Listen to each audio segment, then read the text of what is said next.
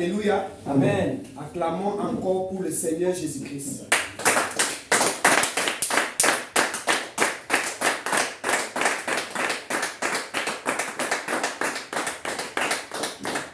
Amen. Amen. Aujourd'hui, le Seigneur m'a inspiré un chant. Amen. Amen. Notre exhortation ce matin, ça sera un chant. Amen. Amen. Un chant qui a plusieurs aspects. Amen. Amen. Débrouillé pour nous former. C'est ce chant-là que Dieu m'a inspiré. Et nous allons tous apprendre ce chant. Amen.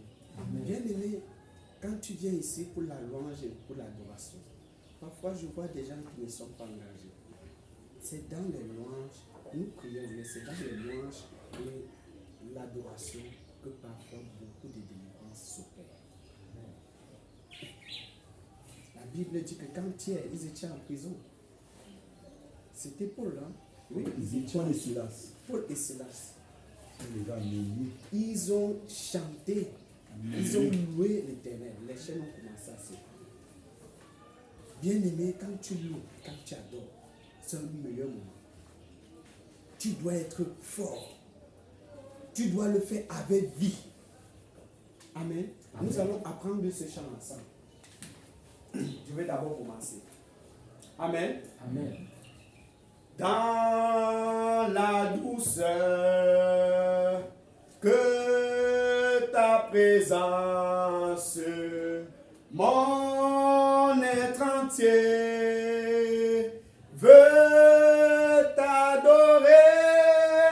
Brise-moi, ô Seigneur, attendris mon cœur, que ma vie puisse te glorifier, que ma vie puisse te glorifier. Amen. Amen. Je vais encore recommencer pour la dernière fois et on va aller ensemble. Dans la douceur que ta présence, mon être entier veut t'adorer.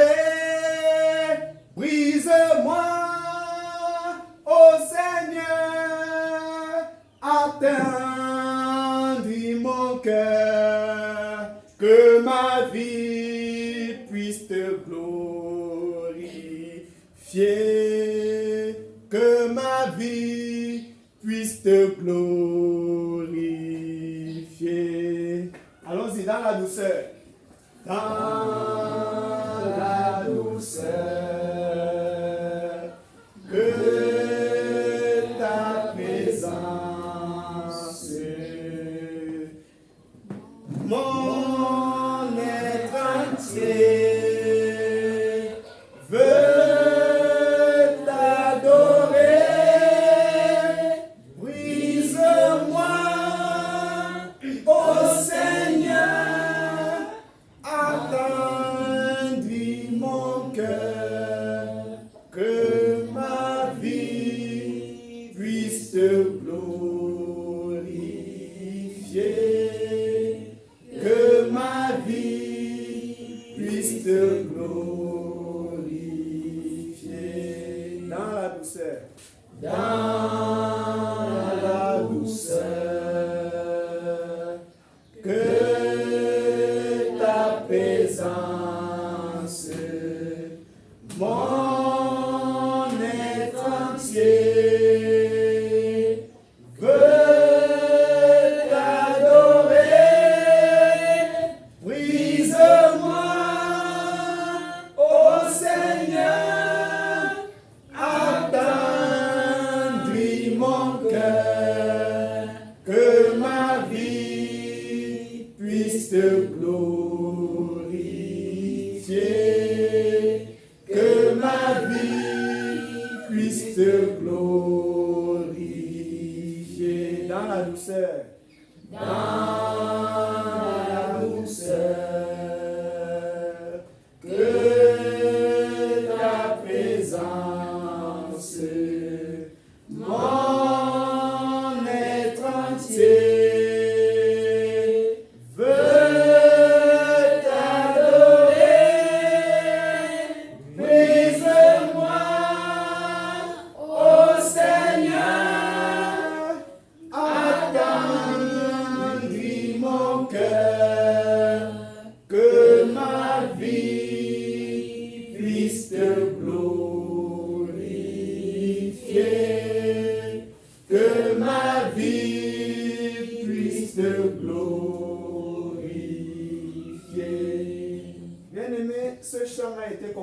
par la femme d'un pasteur. Amen. Amen. La femme d'un pasteur, il traversait les moments très difficiles. Les persécutions à droite, les persécutions à gauche. Les gens les persécutaient tellement que...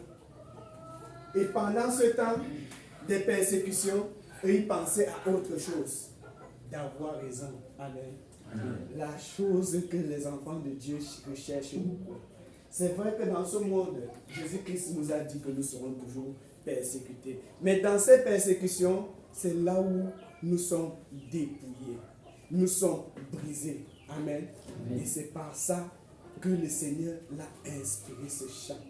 Parce que dans les persécutions, selon les enseignements du Seigneur, nous tirons beaucoup de choses. Nous nous transformons. Amen. C'est là où elle a sorti ce chant. Quand nous voyons ici, on dit dans la douceur que ta présence, mon être entier veut t'adorer. Quand tu es persécuté, c'est là où tu dois plus t'approcher de Dieu. Amen. Tu fuis, le monde ne t'aime pas, tu t'approches de Dieu. Amen.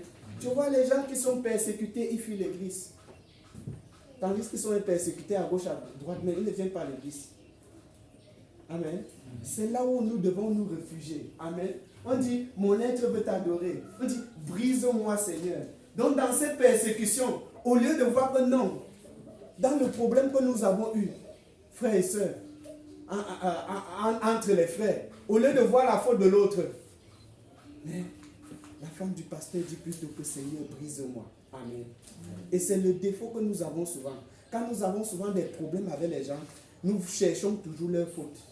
Et nous accrochons dans ça. Dieu ne peut pas nous briser dans ça. Mais elle a dit plutôt Seigneur, brise-moi. Que dans ce problème, bien aimé, je veux vous donner un secret. Amen. C'est quand tu as des problèmes avec quelqu'un, ne regarde pas son tort. Ne regarde pas sa faute. Va dans ce problème. Cherche ta part de faute. Accroche-toi sur ça. Que cette faute-là va disparaître. Il faut que quand il y a un problème, dans ces problèmes, tu dois toujours tirer une leçon.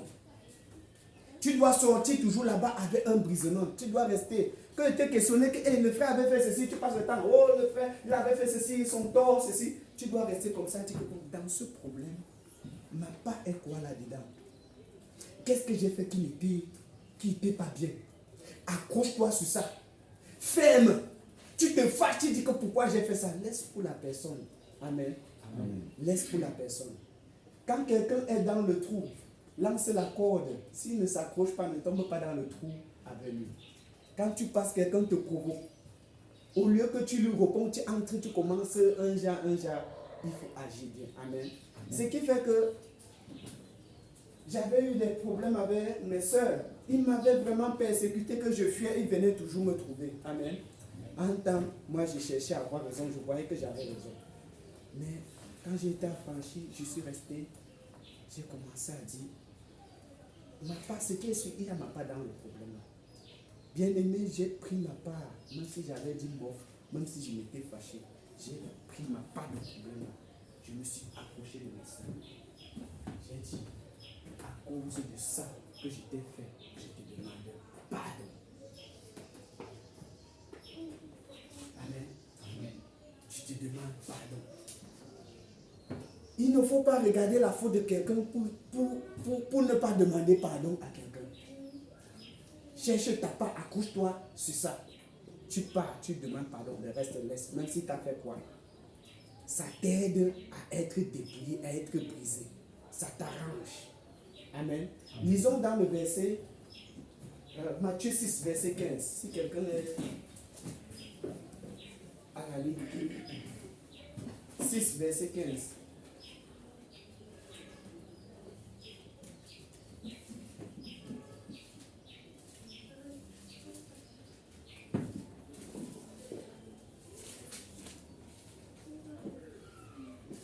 Matthieu chapitre 6, verset 15.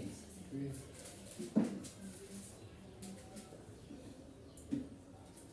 Mais si vous ne pardonnez pas aux autres, votre Père ne vous pardonnera pas. Non plus le mal que Mais si vous ne pardonnez pas aux autres, votre Père ne vous pardonnera pas non plus le mal que vous avez fait. Mais si vous ne pardonnez pas aux autres, aux hommes, votre Père ne vous pardonnera pas non plus. Amen. Bien aimé, quand j'ai lu ce verset-ci là, j'ai été blessé. Ce verset-ci là m'a longtemps touché. Je peux même dire que ce verset-ci là m'a tellement hanté. Amen. Que si je ne pardonne pas à mon frère, Dieu ne va pas me pardonner. Je dis, ah, donc, quand je ne pardonne pas à quelqu'un, je suis condamné. Amen. Ça m'a blessé. J'ai dit que ce n'est pas à cause de toi que le Seigneur ne doit pas me pardonner. Amen. Ce n'est pas à cause de toi. Et je dois te pardonner. Bien aimé, les frères et les sœurs n'aiment pas se pardonner entre eux. Non, tel m'a fait, à cause de ça, tu ne pardonnes pas. Amen. Quand tu penses à ce verset, tu deviens humble. Humble parce que le Seigneur, il nous a tous pardonnés. Aujourd'hui, même dans les églises, c'est grave entre les frères et les sœurs. Les gens se déchirent. Parce que tel a eu tel problème. Même si tel a eu tort et que tu cherches ta faute, tu ne vois pas une faute. Cela ne veut pas dire que tu dois condamner quelqu'un. Il y a même les gens qui portent même des problèmes qui partent au milieu des païens exposés. Et c'est une attitude qui n'est pas bien. Il y a toujours un chemin. Si vous voyez deux personnes qui ne s'entendent pas, ça fait une semaine, c'est qu'il y a un problème. Personne ne peut élever sa voix et dire que non, ce problème-là, c'est tel qui a raison. Tous sont torts. Même si dans ce problème-là, tu ne te vois pas, mais et que ce problème-là fait une semaine, vous ne vous entendez pas, vous ne vous parlez pas, pour toi est dedans. Parce que selon les enseignements de notre Seigneur, les apôtres que notre Seigneur a laissés, c'est impossible que tu vois quelqu'un, vous ne vous parlez pas.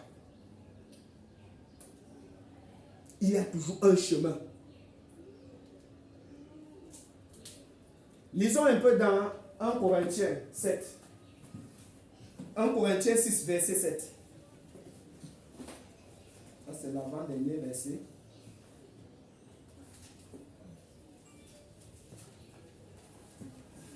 « 1 Corinthiens 6, verset 7.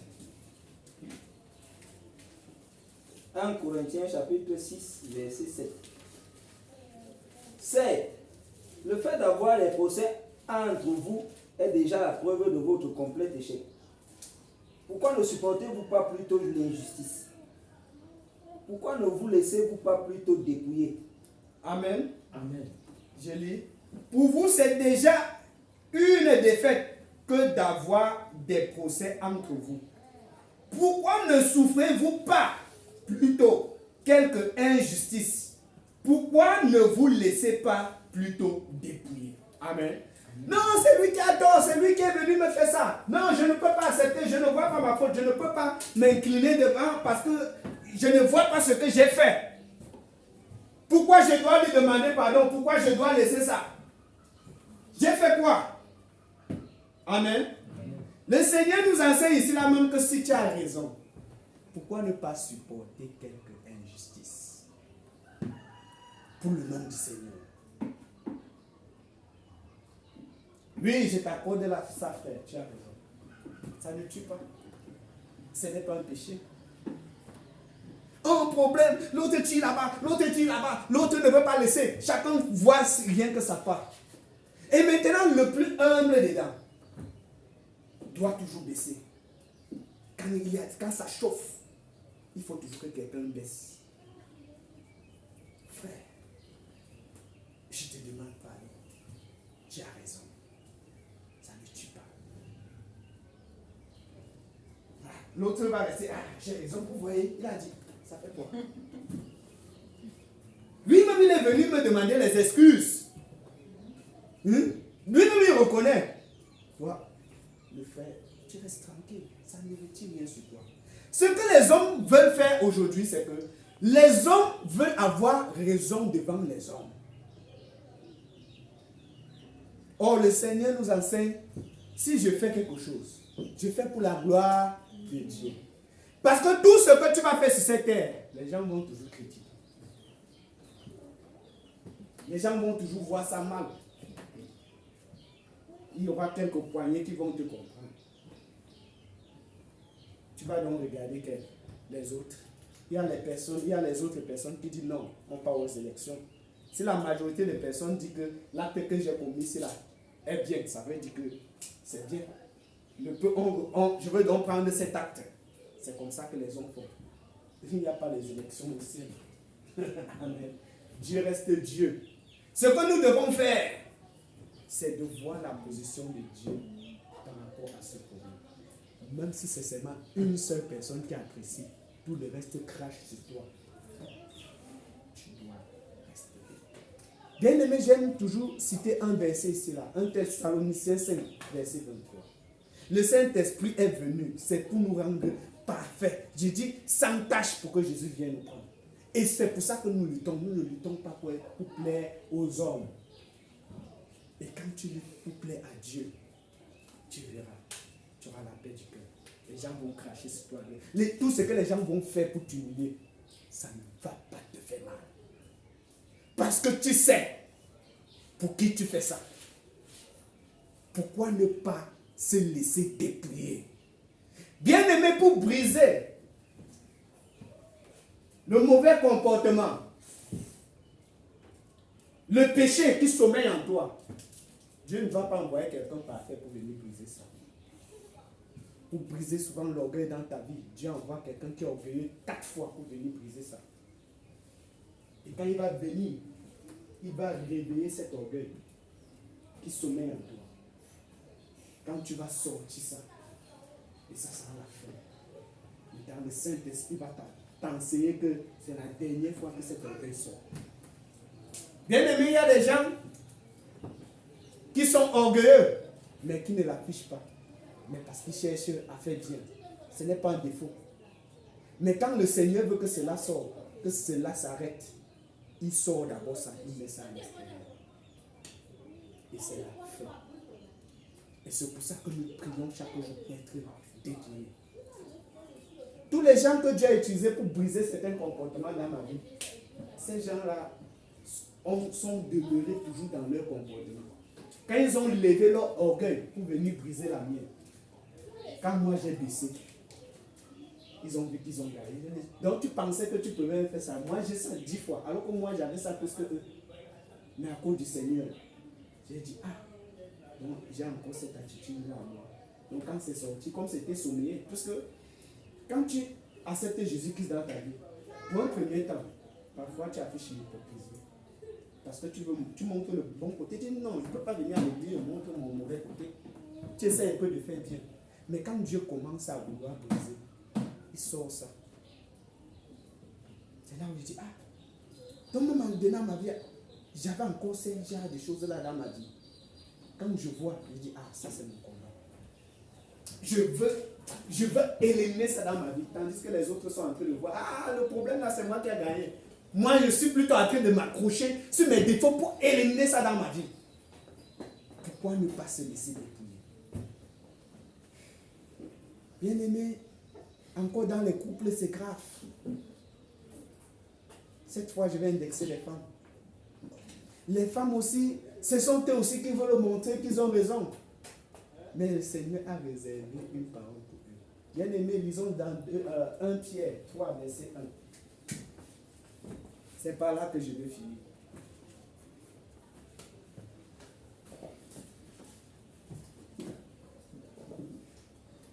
Pierre, chapitre 3, verset 1. Vous de même, femmes, soyez soumises à vos maris, afin que si quelqu'un d'entre eux ne croit pas à la parole de Dieu, il soit gagné à la foi par votre conduite. Les paroles ne seront même pas nécessaires. Très bien aimé, je vais encore arriver sur ça pour bien lire.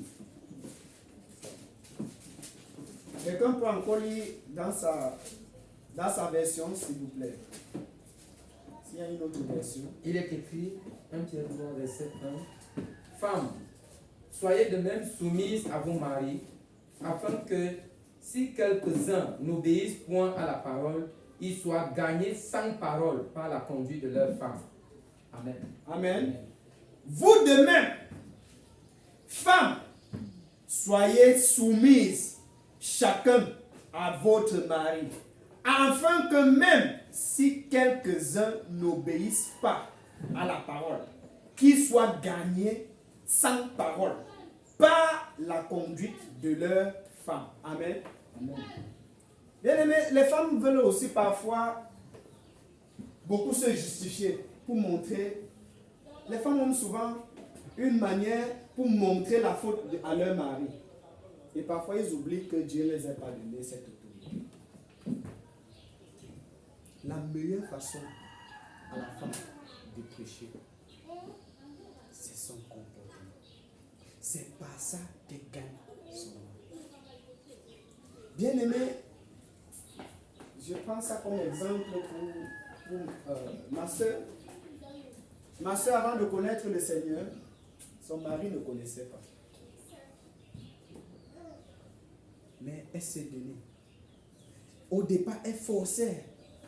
Mais à un certain niveau, elle a tout laissé. Elle a commencé à agir. Lui-même, il a témoigné que je ne comprends pas ce que ma femme fait. Chaque jour, on bagarrait dans la maison. Bien aimé, quand les gens là commençaient la bagarre, un jour, j'arrive comme ça à la maison, on a servi la nourriture. Ma soeur a servi la nourriture à mon beau. Mon beau dit, ça c'est quoi ça? On a préparé déjà de nourriture. Comme lui-même il partait, il ne rationnait pas tout ça.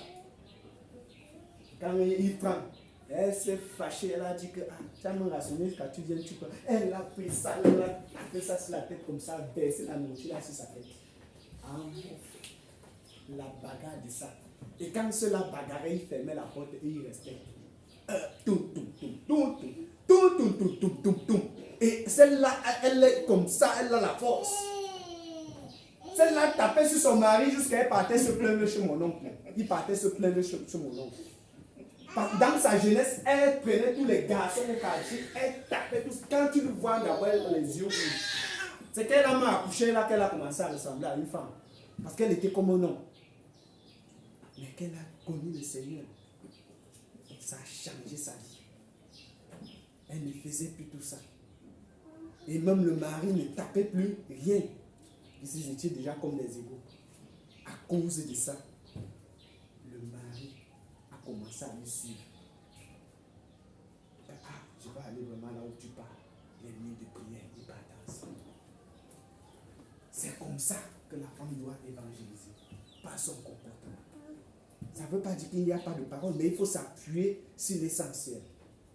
Si ton mari fait quelque chose qui ne l'aime pas, quand tu lui dis seulement, quand tu lui as dit, reste tranquille, prie. Mais il y a des gens qu'elle a déjà dit que non, ce que tu as fait là n'est pas bien. Elle reste tranquille, mais elle a regardé, elle te garde dans le. Quand tu fais, on ne fait pas comme ça. Je t'avais dit non, ce n'est pas ça. Tu dois être avec ton mari. Même le chemin que tu as proposé, si le mari ne prend pas ce chemin, ne le lâche pas. Pour que quand il tombe, tu lui dis que, n'est-ce pas, je t'avais dit, ce n'est pas ça.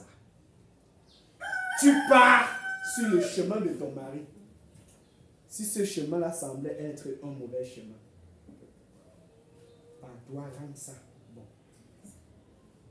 C'est ça. Parce qu'il y a les femmes qui disent non.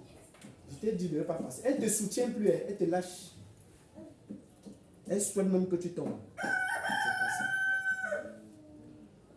Amen.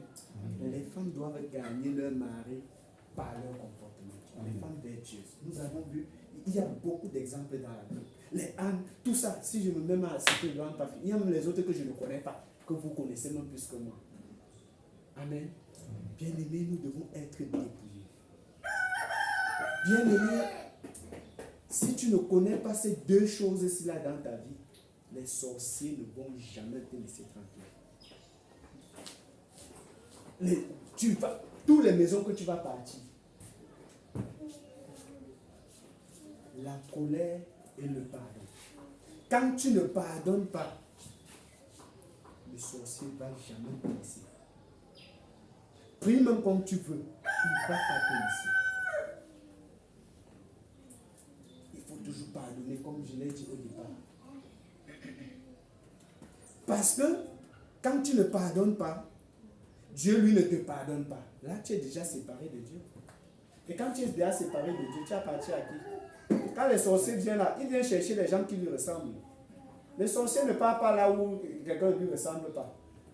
La première fois que tu t'es séparé avec Dieu, par exemple, je peux prendre un exemple avec un voleur. La première fois que le voleur a volé, pas un esprit aussi qui amène aussi les gens à voler est venu habiter dans son corps pour l'amener toujours à voler. Et il va toujours voler toute sa vie. Et maintenant, pour arrêter ça, il faut qu'il se répande.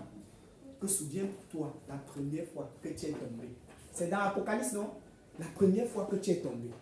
C'est quand tu te souviens de la première fois que tu es tombé, tu t'es répandu. L'esprit là commence à se sentir mal à l'aise. Maintenant, tu es réconcilié avec Dieu. Il y a des gens qui ont pris pour eux, pour la délivrance. L'esprit dit qu'il ne sort pas. On jeûne, on dit, l'esprit dit, je ne sors pas. C'est ma personne. Peut-être vous n'avez pas encore vu ça dans les églises. Il dit qu'il ne sort pas. Pourquoi il dit qu'il ne sort pas? Parce que ce corps-là est vraiment très aromatisé. C'est pimenté pour lui. Il se sent à l'aise dans ce corps. Parce que quoi? Ce corps a péché. Ce corps a fait les mêmes choses comme lui. Ils sont amis. Mais quand ce corps-là va commencer, la repentance, l'amour, le pardon, l'esprit là, le corps là va commencer, ça va commencer à lui chatouiller. Lui-même il va chercher à fuir. Ce qui fait qu'on va l'aider la main pour prier. L'esprit va partir sans résister. Parce que ce corps, il y a déjà le feu dedans. Donc il ne suffit pas seulement de délivrer, de prier pour délivrer les gens, mais d'exhorter les gens, de marcher selon la vérité, la repentance. Ce n'est pas la repentance que nous obtenons, tout cela. Il n'y a pas un autre. Comme je disais, quand tu ne pardonnes pas, tu es en train d'appeler les mauvais esprits dans ta maison, en toi. Il y a une femme qui est arrivée dans une église, on priait pour elle. On priait, ça ne marchait pas. Pour la maladie, ça ne marchait pas, rien. Quand Dieu a utilisé son prophète pour dire, il y a quelqu'un dans ton cœur que tu n'arrives pas à parler depuis des années. Tu connais la personne, on dit que telle personne c'est qui? Elle a commencé à pleurer. Elle dit que non, jamais. La chose que cette personne-là m'a fait, je ne peux jamais pardonner. Elle pleurait. Elle a dit, si tu ne pardonnes pas, on ne peut rien faire pour toi. On ne prie pas pour toi. Parce que quand on va prier, on a prié fatigué, ça ne va pas. C'est cette personne que tu as en prison dans ta vie. Et comme tu es en train d'emprisonner, c'est un démon que tu es en train d'emprisonner dans ton cœur. Il ne part pas. Et tant qu'il ne part pas, la maladie là va rester là. Elle a pleuré. Elle a pleuré, prononcer le nom de la personne. Non, ce qui m'a fait, je ne peux pas. Vous dites comme ça, vous ne connaissez pas ce qui m'a fait. Elle dit que, avec tout ce que nous avons fait au Seigneur, mais le Seigneur nous a pardonné. Pourquoi tu ne veux pas pardonner aux gens? Même si cette personne est un sorcier, tu dois pardonner. Tu dois pardonner. Le sorcier, c'est celui-là qui est habité par un esprit, qui l'amène à faire toutes ces abominations. Même s'il est conscient, il ne sait pas ce qu'il fait. Un jour, j'ai dit cela à ma soeur. Ma soeur m'a appelé pour exposer ses problèmes. Comment on est en train de lui dire que va chez les marabouts avec l'enfant, ceci, cela, elle dit qu'elle va sortir de notre famille. Que vraiment ce qu'on fait, quelle est ce genre de famille, l'idolâtre. Il pratique l'idolâtre. Elle dit que ils savent ce qu'ils font. Il dit, si Jésus-Christ, étant sur la croix, a dit à ceux qui étaient en train de lui clouer, ceux qui ont orchestré tout cela dès le départ, on voulait l'arrêter, il fuyait, a dit, Seigneur, pardonne-les, car ils ne savent pas ce qu'ils font. Donc c'est ta famille qui sait ce qu'ils sont en train de faire. Non. Dieu lui-même dit, s'ils savaient, c'est qu'ils n'auront pas crucifié le Dieu de gloire. Si eux ils savaient. Donc celui-là qui n'accepte pas Christ dans sa vie, il est ignorant. Nous devons pardonner. Même celui-là, il va rester comme ça, il va te dire, tu vois, il a bien la conscience. Il ne sait pas ce qu'il fait. Nous devons pardonner. Ça sont les deux secrets. Quand tu pardonnes, les esprits fuient loin de toi. La sorcellerie ne va jamais t'atteindre. Partout où tu pars, il te calme. Parce que tu portes le feu. Tu portes la lumière à toi. Combien de fois quand tu élèves ta voix, même dans un quartier, quand tu commences à dire, tous les esprits, ils vont commencer à détailler partout. Amen. Amen. Je vous exhorte ce matin à pratiquer cela. Le Seigneur Jésus, il a enseigné l'amour, le pardon. Ce n'est que ça qu'il a enseigné, mais il a gagné tout le monde entier. Si vous n'avez pas ça, tout le reste qui va venir après, là, va pas vous servir. On va prier fatigué. Certains vont faire semblant de partir, ils vont encore revenir. La vie va devenir toujours de nous. Amen. Amen. Aimez-vous, nous allons encore chanter pour une dernière fois. Amen. Amen. Dans la douceur que ta présence, mon être entier veut t'adorer. Brise-moi, ô Seigneur, attendis mon cœur, que ma vie puisse te glorifier, que ma vie puisse te glorifier. Éternel, mon Dieu, mon roi, papa, nous te bénissons littéralement encore. Grâce Seigneur pour ce message. Oh éternel, mon Dieu, mon roi, dépouille-nous. Brise-nous, éternel, mon Dieu, mon Dieu. Brise l'orgueil dans notre vie. Donne-nous la force, éternel, mon Dieu, mon roi, de pardonner à tous ceux-là qui nous offensent. Oh Seigneur, rends-nous humbles. Manifeste-toi dans notre vie, Seigneur. Continue toujours à nous enseigner cette journée. Merci, Seigneur, pour tout ce que tu fais. Au nom puissant de Jésus-Christ. Amen. Amen. Amen. Est-ce que je peux donner frère?